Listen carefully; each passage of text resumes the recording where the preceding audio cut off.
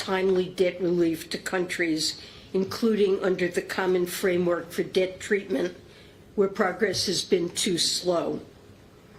As a second priority area, we remain committed to extensive and strategic multilateral action in response to Russia's war on Ukraine.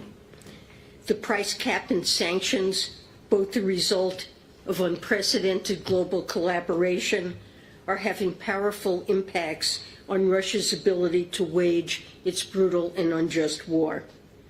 We also remain committed to support for Ukraine and recently put forward a supplemental funding request. There's been bipartisan support for this funding to date, and it's critical that we continue to provide timely economic assistance.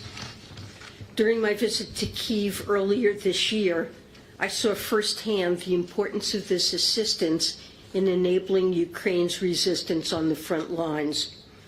We're also grateful for the involvement of our partners, including the 50 billion euro package proposed by the European Union and the $15 billion International Monetary Fund program, which has been essential to Ukraine's efforts to implement reforms and stabilize the economy. And we need to remain focused on addressing the devastating consequences of the war, including its impact on food security. Russia's withdrawal from the Black Sea Grain Initiative is deeply concerning and is particularly being felt by low and middle-income countries.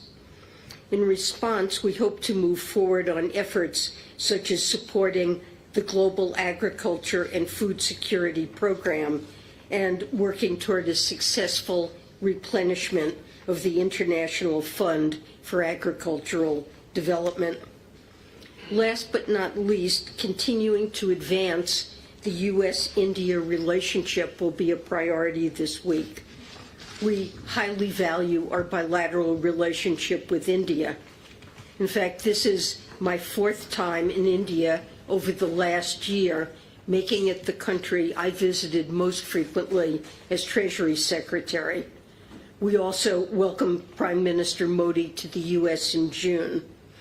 The U.S. is home to the largest Indian diaspora outside of Asia and is India's largest export market.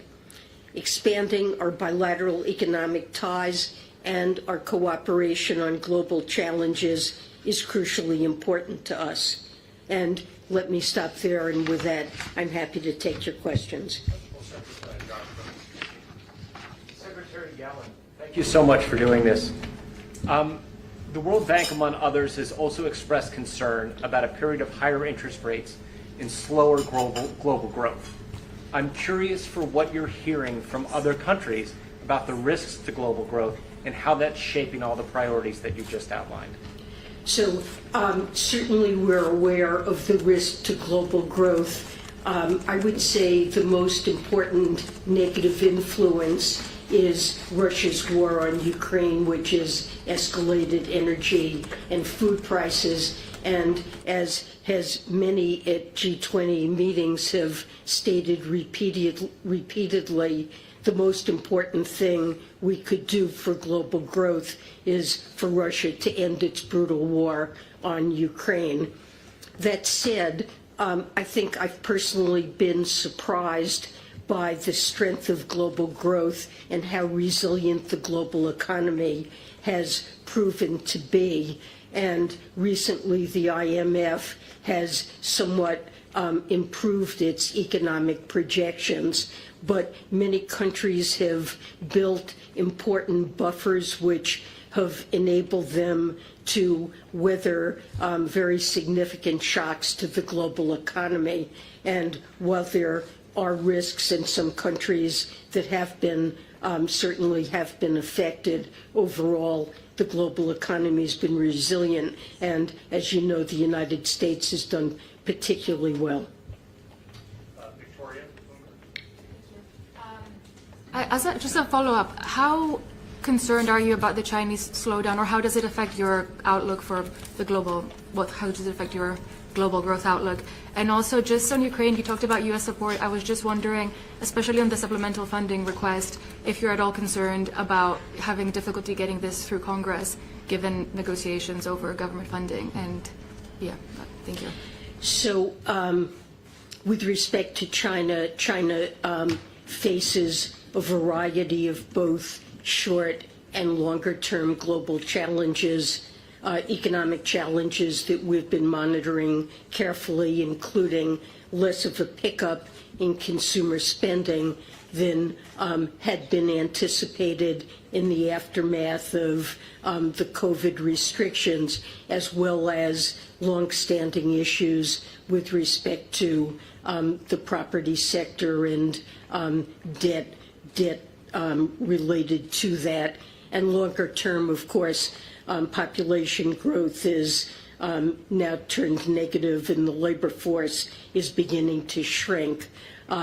So see China's growth as slowing over time. That said, China has quite a bit of policy space to address these challenges. So we're monitoring the situation.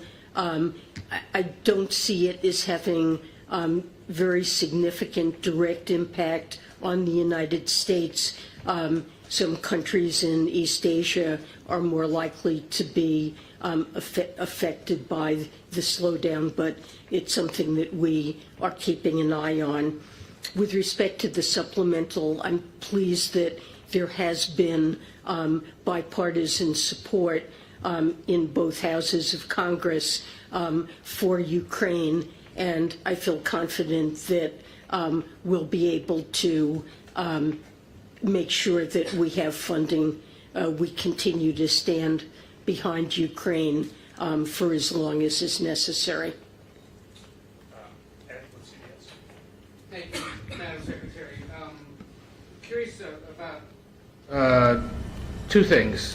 First, the absence of President Xi and Putin this weekend and how that might reshape the meetings or potentially affect the utility of the G20 going forward if these two leaders in their at the highest levels aren't here.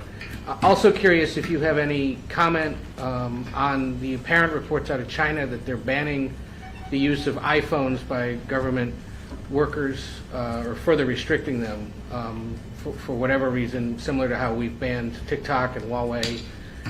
Would that have any effects more broadly on this sort of ongoing back and forth over U.S. and Chinese technology, and how could that affect the global economy? Well, let me start with your first question pertaining to the absence of Xi and Putin. I think it's important to emphasize that the G20 is a prime contributor to the solution of global challenges. We see it as the premier organization that on a global basis is taking on critical challenges facing the global economy and particularly the global South. And I believe the G20, in spite of obvious problems due to Russia's war against Ukraine and Russia's, general absence from G20 initiatives, I believe the G20 has been extremely effective, and especially under India's leadership, our goals for the G20 have coincided closely with those of India. We've tackled very important challenges. As I mentioned, I think we've had considerable success in changing the way the entire multilateral development system is operating, increasing its mission to take on a variety of global challenges, ranging from better preparedness for future pandemics, where we've established a new finance and health ministers task force, a pandemic fund at the World Bank, as well as climate change, taking on global challenges along with poverty reduction. We've made over the last year very substantial progress in changing not only the mission, but also improving the financial resources of the multilateral development banks to perform their critical missions and changing the incentives and structures under which they operate. And I think that's been an extremely effective initiative. Under India's leadership, debt has been international debt and providing relief to countries that are over-indebted, partly because of the impact of Russia's war against Ukraine, but also the high interest rate environment.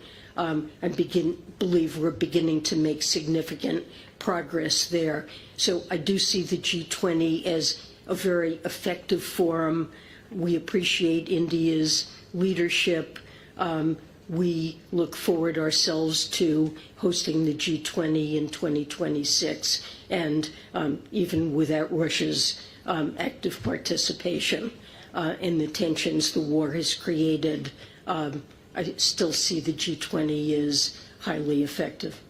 And China potentially, withholding access to iPhones.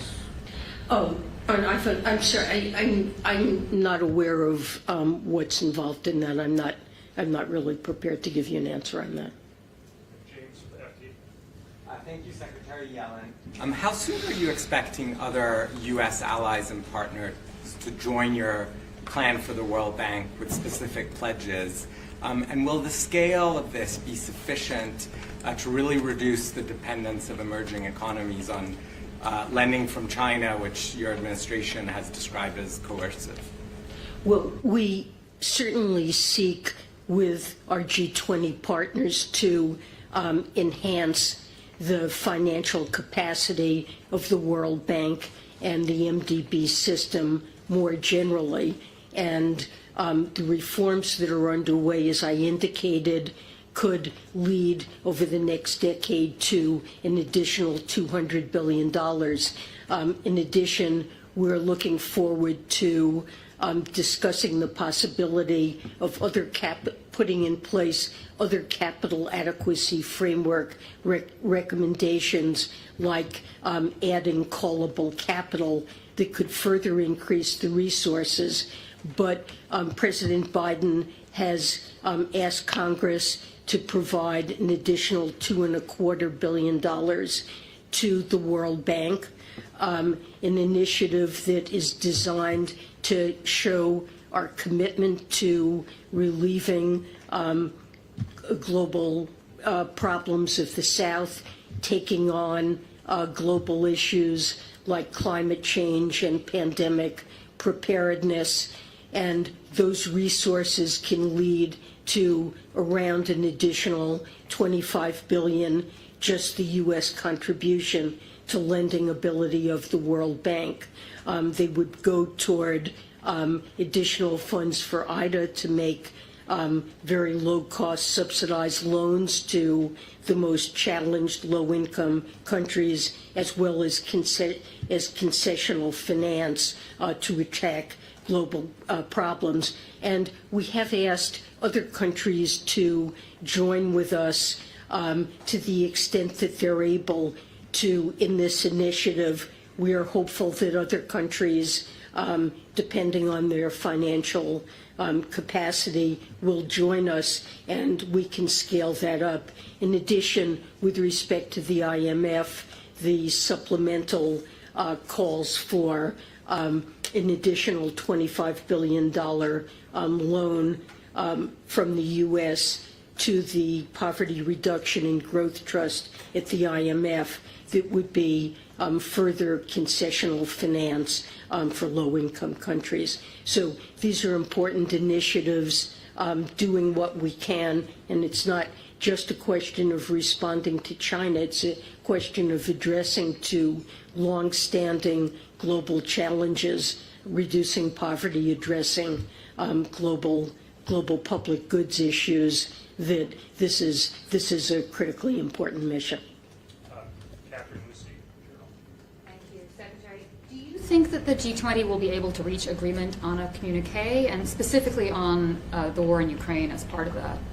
So I understand that this is challenging to craft such language, but I know the negotiators are discussing it and working hard to do so, and we stand ready certainly to work with India to try to craft a communique that successfully addresses this concern.